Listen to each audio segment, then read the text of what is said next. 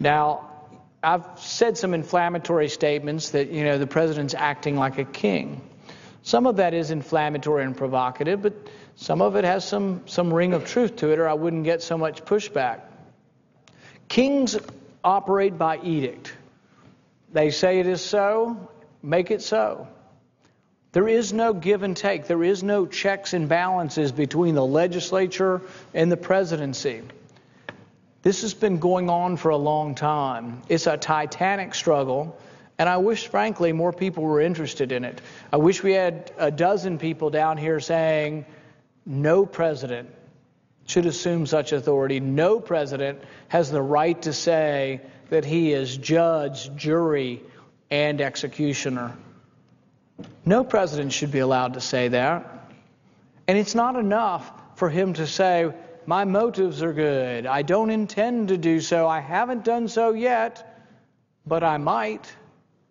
If that's the standard we're going to live under, we have a great danger in our country. It's not enough. We live under the rule of law, and the law is quite explicit. The Fifth Amendment says no person shall be detained without an indictment or without due process. I find the answer to be incredibly easy. I've asked the president an easy question. My question is, can you kill an American on American soil, a non-combatant, with a drone strike? It should be an easy answer. But when a president won't answer a question, or when they answer the question, it's an evasive answer, your concern is yes. I really thought they would just never answer, but they finally did answer. And they answered my questions. They said, yes, we do. We can conceive of situations when we might. The situations they conceive of, though, are really attacks on the country, which I don't disagree with. So really, they're talking about things that are not controversial. If planes are attacking the Twin Towers or attacking New York or D.C., there's not any question on either side of the aisle, really among almost anybody in the country or the universe, who doesn't believe that you can repel lethal threats. What we're talking about is non-combatants eating dinner, sleeping in their house, walking down the street. A large percentage of the drone strikes have been people who were not carrying arms or in combat. Now, were they bad people? I'm not positive that I can tell you one way or the other, but I don't want that sort of standard to be used in America. I don't want the standard to be that if you're close to a bad person and you're a male between the ages of 16 and 50, that you're no longer a civilian, but that you were actually a militant. Is that the standard we're going to use in America? I don't want the standard to be sympathizing. Has anybody ever been on the internet? Have you ever seen crackpots on the internet who say all kinds of crazy things? If you're saying crazy things and they happen to be against your government, is that enough for a Hellfire missile to come down on your house? Is sympathizing enough? People have written about this and talked about the idea that during the Vietnam War, there were many people, and some of them, frankly, were treasonous and probably should have been tried for treason. But even having said that, I would never be for killing them without some sort of due process or trial. The idea of the right to trial by jury is something that really we've based our history for hundreds and hundreds of years have been based. This is a foundational principle for our country. I can't imagine that we would be so cavalier as to let it go.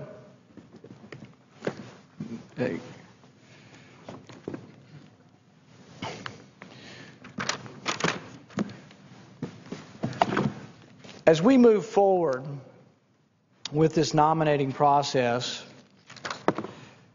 I've decided to occupy as much time as I can on the floor to bring attention. Ultimately, I can't win. There's not enough votes. There would be if truly there was an uprising of bipartisan support who would come to the floor and say, you know what? It's not really about John Brennan. It's about a constitutional principle, and we're willing to delay this until the president can explicitly answer that non-combatants in America won't be killed with drone strikes. I think it's a pretty simple answer. But it's been like pulling teeth, and I've written letter after letter for weeks and weeks trying to get an answer on this, and we haven't had much luck.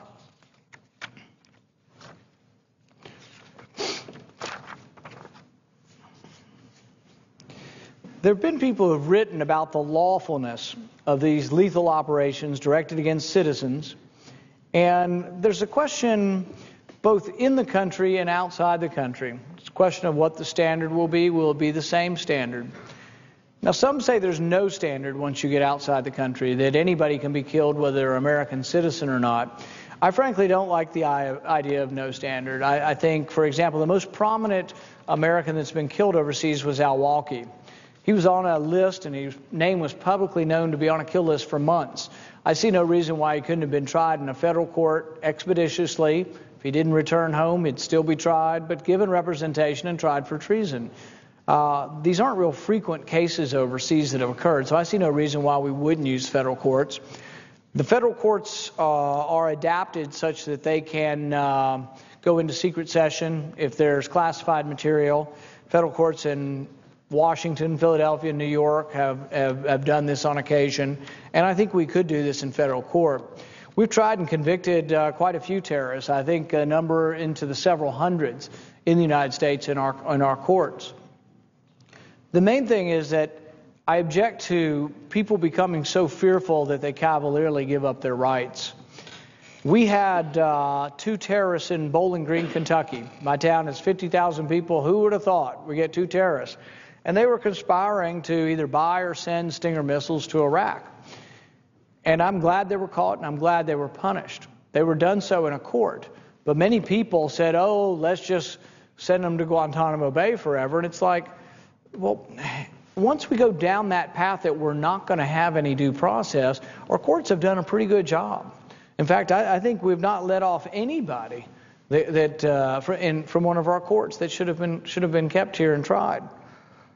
I do have some questions how these terrorists got to the country, and it goes back to, while we don't want terrorism to occur, how we should combat it, whether it's best combated by being in Yemen, Mali, Somalia, Afghanistan, and Pakistan, or whether some of the way we ought to combat terrorism is to do a better job knowing who comes into our country and who leaves.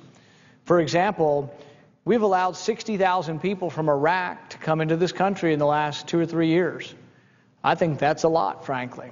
They come here under asylum. The problem with asylum is, I thought asylum was when you were escaping dictatorship, when you were going to be persecuted by a dictator. Well, we won the war in Iraq. It's a democratic government over there, and I wouldn't understand why you'd be trying to leave a democratic government.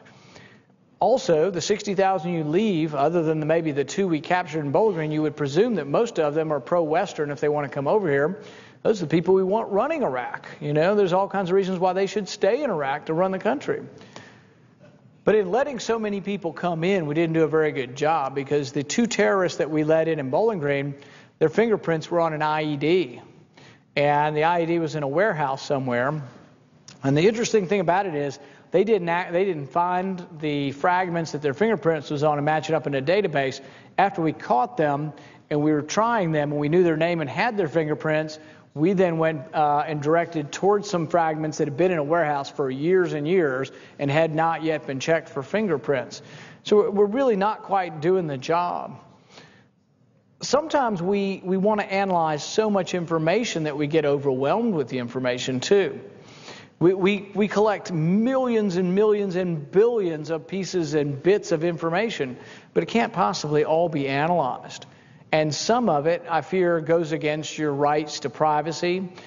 Any of your emails over 6 months can be looked at. We found out about this recently when we had an adultery affair in our military. And it's like, I think your third-party records are yours. So I had an amendment recently on this, and I told people that my Visa bill is pretty private. Just because I use my Visa card doesn't mean I've given up that information and that the government should get to look at my Visa bill every month. But that's what we have done. And this has been going on. A lot of these things have been slipping away from us for a long time. They're not President Obama. They're 40 or 50 years of court cases. So like 30, 40, 50 years ago, we decided that once a third party had your records, they weren't yours and they weren't private anymore, which I think is an absurd notion. Think about the age we live in now and how a lot of people don't use cash at all. Your Visa card has everything on it. You can look at a person's Visa card, find out if they see a psychiatrist, what kind of medicines they're on sometimes. You can find out what kind of magazines they get, what kind of books they get, where they buy them from. You can look at a person's Visa bill and find out if they drink alcohol or if they gamble.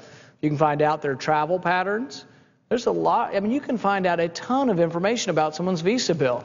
Should people be able to look at your Visa bill without asking a judge and saying, we think he's involved in this? And see, I'm not saying you can't do this for a terrorist. But what you should do is you should go to a judge, you should present some evidence to say, we think he's a terrorist, we want to look at his Visa bill. Instead of saying, everybody in America, your Visa bill is open to scrutiny. That's basically what we have now. Your banking records, your Visa statements, all of your records that are held by a third party are not protected. You may have heard some about they want to have cyber security. Well, everybody wants their computers to be secure, including the computer companies. They work nonstop trying to keep these hackers out of their computers. But the law they want to pass wants to give immunity to the computer companies. Well, a lot of us don't think much of it. We check off that confidentiality button and we hope that we've signed the contract and they're not going to share our stuff. They share it in a way, but in an anonymous way with people you buy stuff from, and we put up with that in order to get a great search engine. And I'm okay with that. That's a private contract. But what I'm concerned with is that when we pass this cybersecurity, all of a sudden it's going to be, oh, well, you really can't sue them if they breach your privacy. So then we become everybody's computer, everybody's searches, everybody's reading habits are open to the federal government. It's once again, because we're fearful of people coming at us and fearful of attacks, we give up our rights. But I thought we were fighting to preserve our rights. So, then what are we fighting for? These battles are going on throughout government.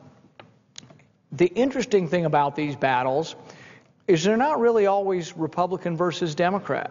These are battles that are sometimes really coalitions of people from the right and people from the left who have gotten together and fought on these things.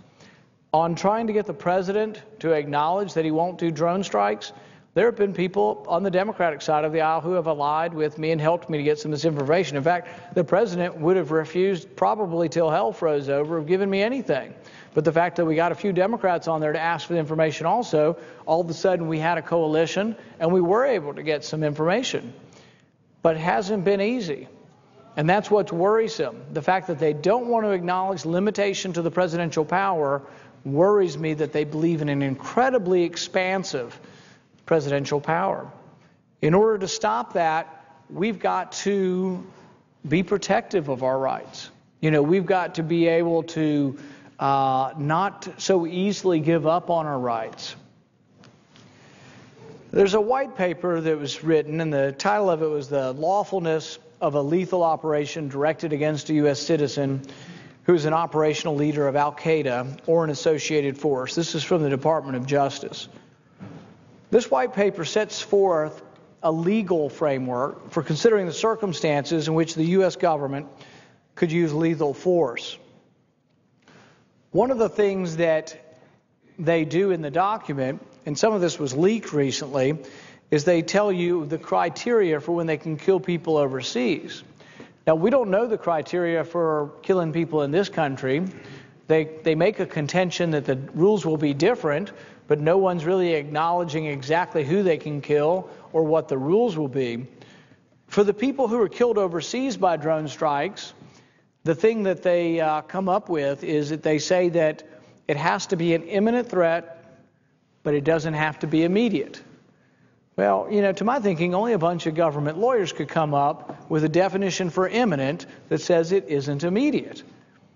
So that's the first problem with it. Is that going to be the standard that's used in America? That has to be an imminent threat but doesn't have to be immediate. Because then my next question, what does that mean? Does that mean non-combatants who you think might someday be combatants are an imminent threat? I mean, it's a pretty important question. What is imminent? there's no question what is imminent lethal force. Someone aiming a gun at you, a missile, a bomb, any of these things is imminent. And no one questions that. No one questions using lethal force to stop any kind of imminent attack. But we become a little bit worried when the president says imminent doesn't have to mean immediate. And when that happens, and then when you see, from what we can tell from the unclassified portion of the drone attacks overseas, many of these people are not involved in combat. They might someday be involved in combat. They might have been involved in combat, but when we kill them, most of them are not involved in combat. So even overseas, there's some question of this program, but my questions are primarily directed towards what we do in this country. Now, it says that the U.S. government can use lethal force in a foreign country outside the area of active hostilities. That's once again the point. We're not talking about a battlefield, but because the battlefield has no limits, since the battlefield is not just Afghanistan, the battlefield has no geographic limits, so the battlefield is the whole world, including many in this body who say the battlefield is the United States. So once you acknowledge and admit that the battlefield is the United States, this whole idea of what's imminent versus what is immediate becomes pretty important, because we're talking about your neighbors now. The other thing about this is you need to try to understand who are these terrorists? Members of Al-Qaeda. There are no people walking around with a card that says Al-Qaeda on it. There are bad people. There were bad people associated with the terrorists. We've killed a lot of them who were in Afghanistan training and part of the group that attacked us. But there are terrorists all over the world that are unhappy with their own local government. Some of them are unhappy with us too. But to call them Al-Qaeda is sometimes a stretch, and sometimes open to debate who is and who isn't. But then they use other words, and words are important. They're either a member of Al-Qaeda or associated forces. Now, I don't know what that means. Do you have to have talked to Al-Qaeda, or do you just have to be committing terrorism? Do you have to be in a country where we're supportive of the government and people are attacking the government? It's not always clear. The other question you get to when it's either Al-Qaeda or people associated is that now we get to the United States. And we have the government defining what they say is terrorism. So the government has put out some documents, one by the Bureau of Justice, to warn you of who might be a terrorist. In fact, the government has programs they want you to inform. They say, see someone, tell someone. If you see these people, you're supposed to inform on them. So some of the characteristics of people who might be terrorists, and I don't know, they don't have to be an imminent threat, so I don't know, doesn't have to be immediate, but some of these people might be terrorists. I don't know. If the president's going to kill these people, he needs to let them know. Some of the people who might be terrorists are people who are missing fingers. Some people have stains on their clothing. Some people have changed the color of their hair. Some of the people who have accumulated guns. Some people have accumulated weatherized ammunition, which might be half the hunters in the South this time of year, or people who might like to pay in cash, or people who have 7 days of food on hand. Well, I know people just for religious reasons, they are taught to keep food on hand. In fact, government websites sometimes tell you to keep food on hand for hurricanes. If you live along the coast, one government website says keep food on hand. The other government website says if you do, you might be a terrorist. Now, I'm not saying you are, but if these are the characteristics of terrorism, would you not be a little concerned that if the government's putting this list out, that we're going to drop Hellfire missiles from drones on people in America who might be on this other list? I'm particularly concerned about that. So I think we can't be sloppy about this. We can't allow ourselves to, be so, I guess, afraid of terrorism or afraid of our enemies that we give up on what makes us Americans. What makes us Americans are, our constitutional rights, that these are enshrined in our Constitution. It's why we've gone to wars, to defend these rights. Will we think the war still has purpose if we're no longer able to enjoy these rights at home? The problem, as I see it as we go forward, is that I wish I could tell you that there was an end to this, that there'd be a grand battle for your constitutional rights or for what rights you lose overseas, what rights you lose here if you travel. The problem is they don't see an end to the war. They see perpetual war without geographic limits, and they see the battlefield here. So they want the laws of war to apply not only there, but to apply here. Another way of saying the laws of war is martial law. These are the laws of war. These are the laws that are accepted in war. But we accept a lot of things in the battlefield that we don't want to accept here. I acknowledge we accept you don't get Miranda rights in the battlefield. You don't get due process. You don't get an attorney. If you're shooting at us, we shoot back and kill you. But the thing is if you're sitting in a cafe in Houston, you do get Miranda rights. You do get accused of a crime. You do get a jury of your peers. That's what we're talking about here. The president should unequivocally come forward and state that non-combatants, people not involved with lethal force, will not have drones dropped on them. The other thing you should acknowledge is the law. Not only the constitutional law, but the law since the Civil War has said the military doesn't operate in the U.S. There's a reason for the military not operating in the U.S. Why? The military operates under different rules of engagement than policemen. The rules are stricter on policemen. We do it because we're not in a war here. So the policemen have to call judges. A lot of people don't think through this, though, and they'll say, well, these people are terrible. They're awful people who would cut your head off. You're right. They're really bad people. We have really bad people in our country, too, sometimes. We have murderers and rapists. But tonight at 4 a.m., if there's a rapist going around the neighborhood and you get to a house and there isn't an imminent thing going on, but you're told he might be in this house, before the door's broken down, they call on a cell phone, they get a judge out of bed, and they say, we've chased him into this neighborhood, no one's answering, we want to break the door down, can we have a warrant? And sometimes you don't need it for that situation, but most of the time in our country, the police have to call for a warrant. We have a process. But definitely when he's arrested, they don't just string him up. We don't have lynchings in our country. We don't let mobs decide who's guilty and who's not. I don't question the president's motives. I don't think the president would purposely take innocent people and kill them. I really don't think he'd drop a Hellfire missile on a cafe or a restaurant like I'm talking about. But it bothers me that he won't say that he won't. And it also bothers me that when he was a senator in this body and when he was a candidate, he had a much higher belief and standard for civil liberties, and that he seems to have lost that as he's become president. So I think this is an important issue. It goes beyond John Brennan. It goes beyond really the president. It goes to an issue that rises above, I think, all other issues that we consider here. I voted for 3 of the president's nominations, not because I agreed with them politically. In fact, I disagreed with the vast majority, but I disagree with the president on a lot of political issues. But I voted for his nominations because I think the president does get some prerogative in deciding who his political appointees are. I've chosen to make a stand on this one, and not so much the person, but the principle of this. I have nothing personally against Brennan. I have nothing personally against the president. But I have a great deal of concern about the rights that were enshrined in the Constitution. I have a great deal of concern about this slippery slope of saying that that there won't be accusations, there won't be trials, that we will just summarily execute people. And the question is, will you execute non-combatants? If he's not going to, he ought to say so.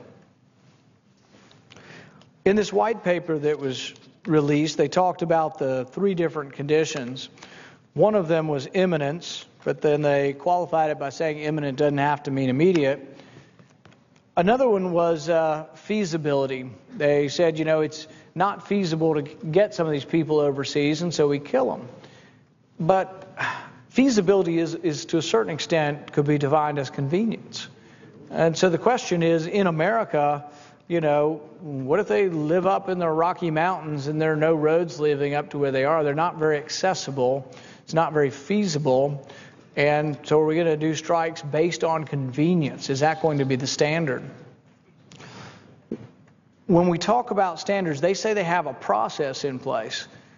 But the process is very important. The standard's important. But it's also important that one group of people, one political group of people, or one politician doesn't get to decide that standard. That the standard, and part of the way a process in our country works is there are checks and balances between three branches of government, that one branch of government doesn't get to unilaterally decide what these standards are. Because some of the standards are a little bit loose. Whether or not you're near someone. Apparently, we're not counting civilians who are killed by drone strikes. If they're males between the ages of 60 and 50, if they were close to the person we were targeting, we just count them as other militants. Are we going to do that in the United States? If you're eating with 15 of your family members and one of them may or may not be communicating by email with somebody in a Middle Eastern country, can we just kill all 20 of you? And because some of you are within the right age group, that's fine. Or let's say you're eating with your cousin who is communicating with somebody in the Middle East, and that person may or may not be a bad person, and then when you leave, let's say you're going to a wedding, and you're going from a pre-party, and there's 20 cars all going to the wedding, and they know, or they think they know, or there may be a bad person among you, why don't we just strike the caravan? These are called signature strikes. The Wall Street Journal said that the bulk of our drone strikes overseas are signature strikes. That's a good question for the president. Are signature strikes going to be the standard for killing Americans in America? The president simply says the rules will probably be different for inside than outside. Well, I frankly don't think that's good enough. He says he has no intent to kill Americans in America. I frankly don't think that's good enough. I don't think it's good enough for the president to say, I have no intention of breaching the Fifth Amendment. Intending not to is not the same as saying I won't. His oath of office says, I will not, or no, it says, I will protect, defend, and preserve the Constitution. It doesn't say, I intend to protect, preserve, and defend the Constitution, except for when it's infeasible or inconvenient. That's not what the rules are about. I think the rules are pretty absolute. The rules are, the Bill of Rights are yours. You got them from your Creator.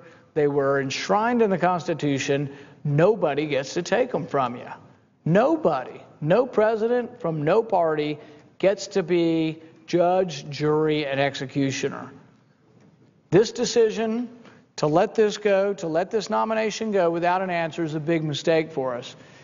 If we do this, if we let this nomination go without a debate, without significant opposition, without demanding more answers from the president, the problem is we're never getting any more answers. There will be some in this body who say, well, just let it go. The snow's coming and we want to go home. The problem is that he's never going to answer these questions unless he's forced to. I suspect George Bush would have been the same. I suspect a lot of the presidents would be the same. And I think it's unfortunate, but they see their power and their sphere of power as being more important than your constitutional rights. But we won't get this by just the glad hand and the winning smile is not going to get any information from the president. The only way that this president would ever give us information is if we were to stop this nomination.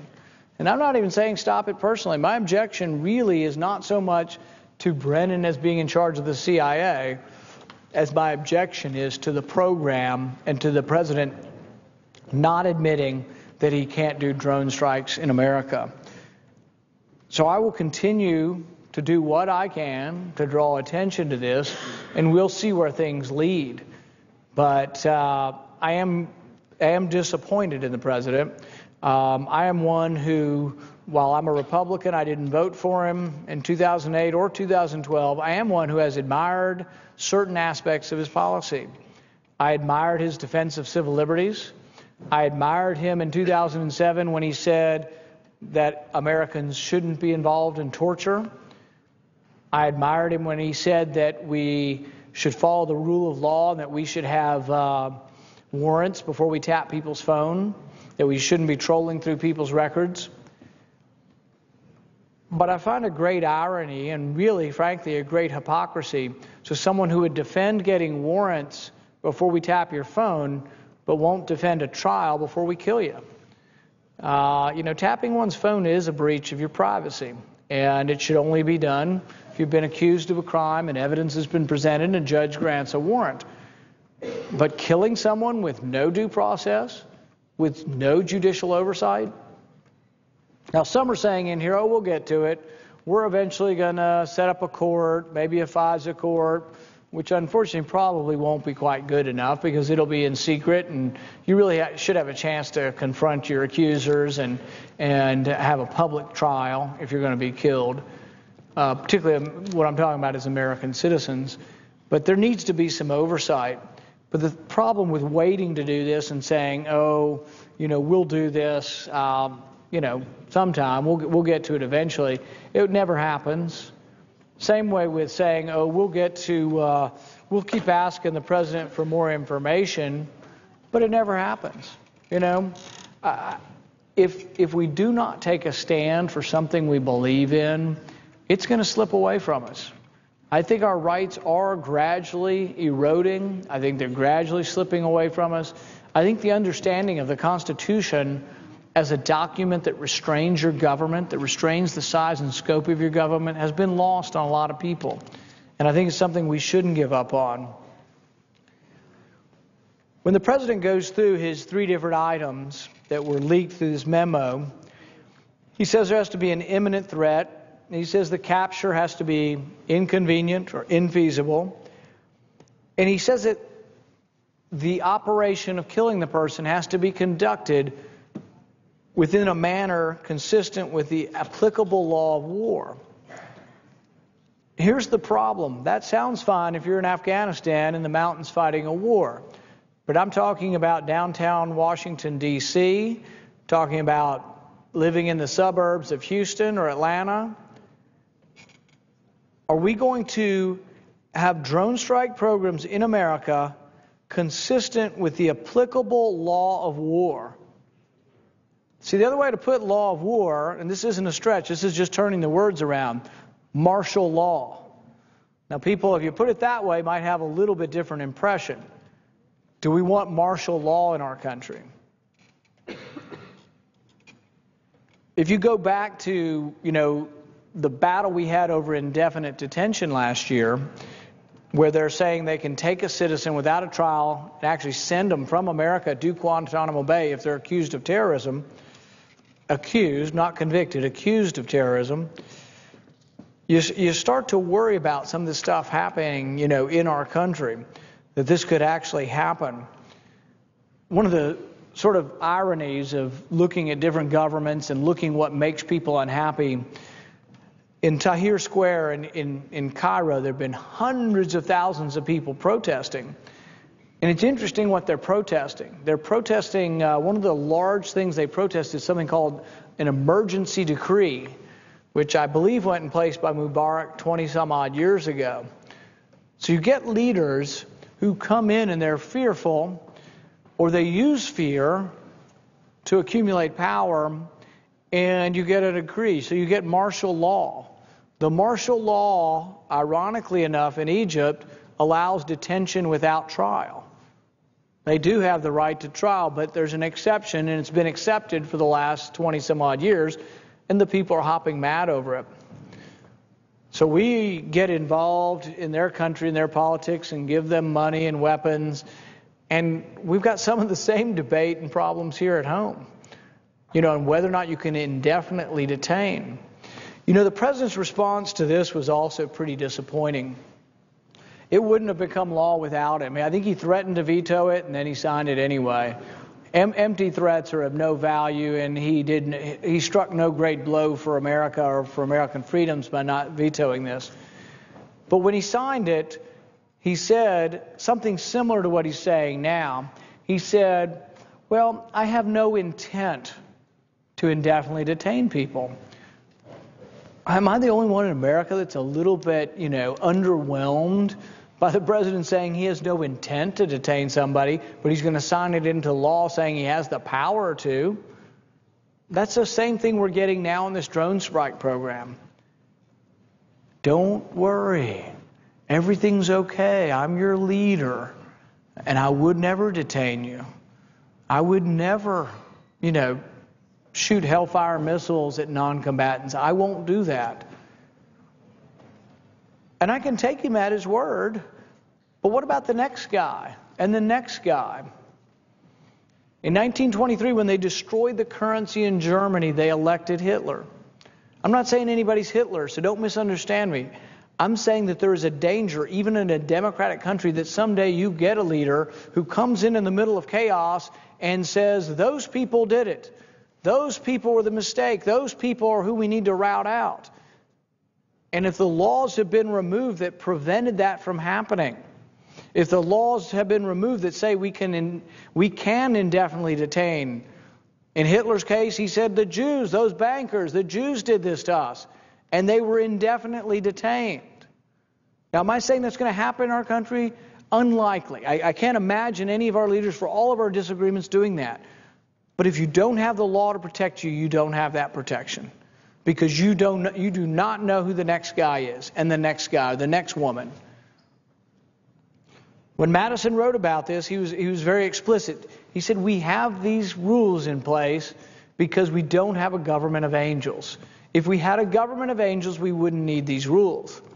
And I'll never forget the discussion with somebody about the Kilo case. The Kilo case was a case where the government took private property and gave it to a richer person who had private property that wanted to develop it. Ironically, the justification they use is blight. So they take it from one middle-class person and give it to a rich corporation, and they say they're doing that to rectify blight. But when they did that, and when they came down with a ruling on this, it was concerning the logic of the way they get to this ruling. That basically that you really don't have this right to your property. And when the Kilo decision came down, it really bothered me. But I remember we started having the battle in our local government. And in our local government, there was a battle over a resolution. And the resolution said, it was in the city council, the resolution said that the local city government can't take private land and give it to another person. Because really, like so many other things, the intention of eminent domain was to build highways and have thoroughfares that you might not be able to get otherwise. But it was never intended to take from a private owner and give to a corporation. And that's what they did with the Kilo decision. So anyway, local governments began talking about this, and I was talking to one of my local government officials, this is probably 20 years ago, 15 years ago, and their response was, but I would never do that. I would never take private land through eminent domain and give it to another corporation. I would never do that. So really, I believe that person. And I really, frankly, give the president the benefit of the doubt. I don't question his motives. I don't think he probably will kill non-combatants. But I certainly don't want him to claim that he has the authority to kill non-combatants. So this is a big deal. It's a huge deal. So with the eminent domain, we finally passed it in our local commission. It was like 3-2. But in my town in Kentucky, you can't take private property through eminent domain and give it to another private individual. Because it is not about the individuals involved. It's about the fact that we don't always have angels running our government. We don't always know who we're going to get. If we look through and we ask the question, do you want a government that is run by majority rule or a government that's restrained by its documents? It's a pretty important question. And ultimately, there are ramifications to majority rule, to basically whatever the majority wants. One, the majority can vote upon minorities, rules they don't pass on themselves. In fact, Martin Luther King wrote, this is one of my favorite quotes from him, he said that an unjust law is any law that a majority passes on a minority but doesn't make binding on themselves. And I thought it was a great statement because you could probably almost apply that to any law written on any subject. If the law excludes certain people and isn't applied to everyone, then by definition it's an unjust law. What a great way to put it succinctly, and a great way that we should look as far as trying to write rules. But you have to decide as a country whether you want majorities or politicians to decide things, or whether you want reliance on documents and on a process and on a rule of law that protects you. I think if we rely on basically the whims of politicians, I think it's a big mistake. You know, if we're going to rely on the politician basically sitting in the Oval Office going through flashcards and a PowerPoint presentation to make the decision on life and death for Americans in America, I think it's a huge mistake. Any people who watch trials and court cases realize that even courts aren't perfect. And it's actually amazing how we even get it wrong with courts and trials and juries. Many states and even many people who are for the death penalty have questioned their support of the death penalty because of the imperfection of our courts. You know, through DNA testing, we found we don't always get it right, even with that. I think in Illinois they stopped the death penalty after having so many DNA testings that showed that there was incorrect diagnosis of who had committed the crime. And so the question becomes is, even with all the checks and balances of the court, are you worried at all about having one politician accuse, secretly charge, I guess if you can call it a charge, and then execute Americans? I'm incredibly troubled by that. I can't imagine that we as a free country would let that stand. I mean, I think it's an insult to every soldier in uniform fighting for American freedom around the world that we would just give up on ours at home. That the president would cavalierly or incorrectly or without forethought, without sufficient forethought, not tell us, not go ahead and explicitly say this will never happen in America. His answer to me shouldn't have been, no, we won't kill non-combatants. It should be never, no, never. We will never in America come to that. Under my watch, we will never, ever allow this to happen in America. It's incredibly disappointing. It should be disappointing to all Americans or anyone who believes in this. We have to realize that trying to figure out guilt or innocence is very complicated. Anybody who's ever served on a jury realizes how difficult it is to determine guilt. And sometimes you're unsure. In some cases are actually decided by, gosh, the evidence was so equal, but there wasn't a preponderance. I couldn't become completely convinced, and this person's going to be put to death. Contrast that, the feeling that a juror has, and what a juror is trying to do in finding innocence or guilt and letting someone be punished by death. Contrast that with our current standard. Our current standard for killing someone overseas is you can be sympathizing, you can be close to people who we think are bad, you can be in a caravan that we say bears the signature of bad people. Now, there's another debate that can be had about whether those are sufficient standards for war. And the standards are different for war and our country. But we have to adamantly and unequivocally stand up and say to those who would say this is a battlefield, the hell it's a battlefield. This is our country.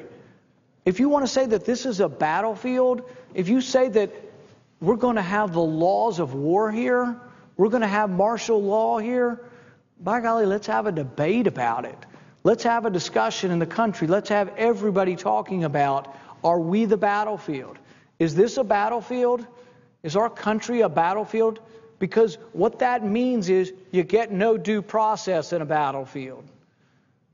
And I'm not here to argue and say that you get due process in a battlefield. I'm here to argue that we can't let America be a battlefield because we can't say that we're no longer going to have due process, that we're no longer going to have trial by jury, that we're no longer going to have presentment of charges and grand juries. It is impossible in a battlefield. In Afghanistan, it's impossible to say, hey, wait a minute, can I read you your Miranda rights? It is impossible. We're not arguing for that. We're not arguing for a judge or a jury or anything else. If people are shooting at our troops, they can do everything possible, including drone strikes. It's not even the technology so much that I'm opposed to, but the technology opens doors that we need to be concerned with. Defense of our soldiers in war, there's no due process involved with that. But realize the danger to saying America is the war. America is the battlefield. Because also realize the danger that these people, they're Republicans and Democrats, these people don't believe there's any limit to the war.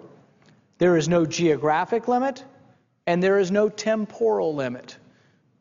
It's a perpetual war, and many of it, if you prompt them or provoke them, they will open up and say, oh yeah, America's a battlefield, we need the laws of war. And you ask them, when's the war going to end? When will we win the war? They'll admit it. Some of them will frankly admit it. They will say, well, the war goes on, it may go on for a long time. Some have talked about 100 years war, 100 years being in these countries. But basically, we're talking about perpetual war. We're talking about a war with no geographic limit, no temporal limit, and a war that really has come to our country. Now, there will be bad people who come to our country who we need to repel. We're not talking about that. If planes are being flown into the Twin Towers, we have the right to shoot them down with our military. That's an act of war, and no one questions that. If someone is standing outside the Capitol with a grenade launcher, we have a lot of brave Capitol policemen, and I hope that they kill the person immediately.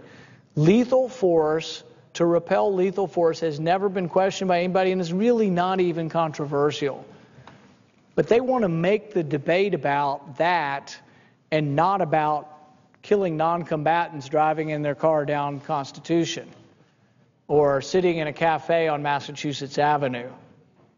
Now, there may be bad people who are driving in their car, and there may be bad people sitting in cafes around the country. If there are, accuse them of a crime, arrest them, and try them. The battlefield coming to America or acknowledging that is an enormous mistake. So there are some big issues here. Some issues that we as a country, I think, gloss over. You watch the nightly news and there's sometimes so much hysteria about so many issues, so many people yelling back and forth. But this is really an issue that I think if we could get a frank discussion. I've proposed to the leadership, I haven't had much luck with this, but I propose that for a constitutional debate or a debate of importance that everybody come.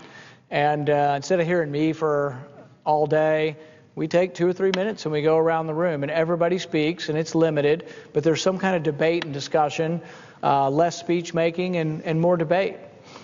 I propose that we have lunch together. I've asked to come to the Democratic lunch. I haven't got the invitation secured yet. That's only been 2 years, so it may happen. But there's many reasons for discussion. There's many reasons why we should have civility. There's many reasons why people on both sides of the aisle can agree to this.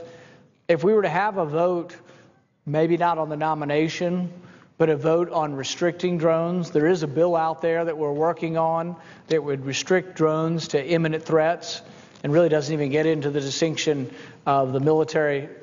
Things in the country would be the FBI. It wouldn't be the military because that's the law. And there's an important reason for the law. But we have a bill that we're going to come forward with that we're working on that would simply say that there has to be a real imminent lethal threat, something you can see. Which then I think people could agree to that because it's not so much the drone that we object to. If some guy's robbing a liquor store 2 blocks from here and the policemen come up and he comes out brandishing a gun, he or she can be shot. they once again don't get Miranda rights, they don't get a trial, they don't get anything. If you come out brandishing a weapon and people are threatened by it, you can be shot. So it's important to know what we're talking about. We're not talking about the guy coming out of the liquor store with a weapon. Even a drone could kill him if the FBI had drones. So my objection to drones isn't so much the technology. There may be a use for law enforcement here, but there are also great potential for abuses. Many government agencies have become buying drones, and these hopefully will remain unarmed drones, and it's a different subject, but it's a subject that sort of dovetails from this into the next subject, which is, should you have protection from the government snooping, from the government looking through your bedroom windows? And I remember when I read 1984, when I was in high school, it bothered me, but I really couldn't quite connect. And I felt somewhat secure in the sense that, well, we didn't have two-way televisions. This is back in the 1970s. We didn't have the ability to look at people, and the government couldn't look at me in my house 24 hours a day. And you could kind of get the feeling for how terrible it would be for that to happen, but technology was behind that. And actually 1984 was written, I think, in 1949. So really, talk about, really being able to foresee the future. But now fast forward another 30 or 40 years and look at the technology we have now. We have drones that are less than an ounce. Presumably with cameras. I don't know. It's hard for me to believe that. But less than an ounce with a camera. It is not impossible to conceive that you could have a drone fly outside your window and see what you're reading, to see what your reading material is. It's not impossible to say that they couldn't send drones up to your mailbox and read at least what kind of mail you're getting or where it's from. It's not inconceivable that drones could follow you around. Now, we had an important Supreme Court case last year, though, that was a blow for privacy. And this was a Supreme Court case that had to do with GPS tagging. GPS, everybody knows what GPS is, but what they were doing is the police were shooting them onto cars or tagging them when you weren't with your car and then just following you around waiting for you to commit a crime. Well, if you tag everybody's car and wait for them to speed, we're going to have some big deal on fines. There's going to be a problem. That's just a problem to following people around waiting for people to commit a crime. So the Supreme Court ruled, and I think it was unanimously, that you have to have a warrant to do that. The thing about surveillance is those of us who believe in privacy aren't arguing against any surveillance. What we're arguing is that you have to have a reason to do it, and you have to ask a judge for permission. So it isn't a society where there is no surveillance or a society where you have absolute privacy. If you commit a crime, they go to the police, go to the judge, and they ask for permission to do this. But there are some worrisome things about direction of drones. For example, the EPA now has drones, and the EPA is flying drones over farmland. I think some of this may be even in the defecation patterns of the cows. I don't know exactly what they're looking for because manure in streams is said to be a pollutant, and actually, frankly, thousands of animals might. But the whole idea is if you think someone is dumping anything in a stream, and I'm not opposed to having laws stopping that, get a warrant, search them, or get a warrant and spy on them with a satellite. A satellite or a drone or however you want to do it. But you have to have some kind of probable cause they're committing a crime. Because you can imagine that we would devolve into a society where every aspect of our life would just be open to the government to watch what we're doing. Now, they say there's something called an open spaces concept. They say, well, you've got 40 acres and the land is open, so it's not really private anymore. Well, I think that's absurd. I think that's sort of analogous to the whole banking secrecy. It's like, oh, you gave your records to your bank, so you don't really care if anybody looks at them? That's absurd. I have a 40-acre farm, and I go hunting out there, but I just, I'm supposed to not care if people watch me, everything I do once I'm outside of my house. My privacy is only inside my house and not in open spaces. I disagree with that. One of the interesting things about the right to privacy, and you'll actually get some disagreement, people on the right about this, there was a case called the Griswold case, and it had to do with birth control. And a lot of conservatives object to it because they saw it as a building block for the Roe v. Wade. Now, I'm pro-life and didn't like the decision in Roe v. Wade, but actually don't mind the decision in Griswold so much. And the reason is, going back to a little bit of the discussion we had earlier on Lochner, is that with Griswold, what I see is that they talked about a right to privacy. Now, some said, the conservatives who are worried about the judiciary coming up with new things or creating new things, is they thought the right to privacy wasn't in the Constitution, so you really don't have it. And I think that's a mistaken notion because, for example, the right to private property, that's not in the Constitution either, but I don't think any of the founding fathers or most of us today would argue you don't have a right to private property. In fact, I think it's one of the most important parts. In fact, there was some debate over having it in there. But the thing is that I think the right to privacy, the right to private property, they're part of what I would call the unenumerated rights. And the unenumerated rights are basically everything else not given to the government. You gave the government, or we give the government, through the compact of the Constitution, we give the government enumerated powers. There's about 17 to 19, depending on how you count them, but they're, as Madison said, few and defined. When you talk about the rights, though, the 9th and 10th Amendment will say that those rights not specifically delegated to the federal government are left to the states and the people respectively. And they're not to be disparaged. So the interesting thing about your rights is that there isn't sort of a list of your rights. And in fact, when the Founding Fathers were putting together the Bill of Rights, one of the objections to the Bill of Rights were that they said, oh, if we put the Bill of Rights together, everybody will think that's all of the rights, and they'll think if it wasn't listed, you don't get it. So the 9th and 10th Amendment were a really important part of it. In fact, I don't know that I would have voted for the Bill of Rights inclusion if you didn't have the 9th and 10th. I mean, I like all the others, of course, but the 9th and 10th then protect all those not mentioned. And so it's an interesting thing that some on the right disagree. In fact, the majority don't like the Griswold decision, but I actually kind of like it because I think your right to privacy is yours. Same way I think your right to private property is yours. It wasn't delegated, it wasn't taken, it wasn't given to the federal government, it is yours.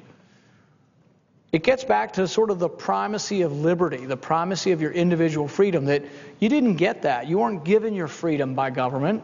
It's something that was yours naturally. Whereas many of us believe it comes from your Creator. So your rights are natural and inborn. They were enshrined in the Constitution, not given to you, but enshrined and protected. And as Patrick Henry said, it's not that these rights or not that the Constitution was instituted among men to protect the government. They were to protect the people from the government. It was to limit the size of government, to try to restrain the size of government, to try to allow for a government that lived under a rule of law. And when Hayek said that nothing distinguishes arbitrary government from a constitutional government more clearly than this concept of the rule of law. The important thing about the rule of law is also that the rule of law is something that it gives us certainty, and businessmen have talked about certainty. And without relinquishing the floor, I would like to hear a few comments from Senator Lee. The issues that we're discussing today are of profound importance to the American people. For the reasons that Senator Paul has identified, Americans have every reason to be concerned. Anytime decisions are made by government that impairs one of the fundamental, God-given, protected rights that Americans have. Anytime the government wants to intrude upon life or liberty or property, it must do so in a way that comports with time-honored, centuries-old understandings of due process. The rule of law, in other words, must operate in order to protect those God-given interests to make sure that they're not arbitrarily, capriciously deprived of any citizen. We're talking here about the sanctity of human life. And when the interest at stake is not just liberty or property, but life itself, we have to protect it. We have to take steps to protect that. And so I think it's important that we carefully scrutinize and evaluate any government program that has the potential to deprive any American citizen of his or her life without due process of law. So I was concerned, as were you, Senator Paul, recently when the Obama administration leaked what was characterized as a Department of Justice white paper, outlining the circumstances, outlining the legal criteria that this administration would use in deciding when and whether and under what circumstances to snuff out human life, the human life of an American citizen, no less, using a drone. Now, the memorandum started out with certain somewhat predictable or familiar concepts. The memorandum started out by explaining